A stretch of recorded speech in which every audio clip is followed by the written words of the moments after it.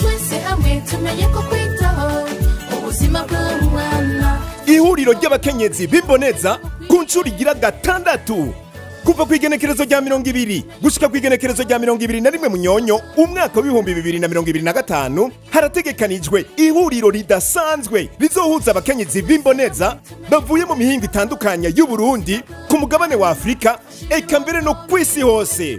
Iryo huriro rizoba rihagarikiwe na nyenecubahiro umukuru w'igihugu cacu ciza c'u Burundi, rikaba ryatunganijwe n'umutambukanyi w'umukuru w'igihugu nyenecubahiro Evariste Ndayishimiye asanzwe arongoye urwego rw'umutambukanyi w'umukuru w'igihugu rujejwe iterambere OPDD-Burundi.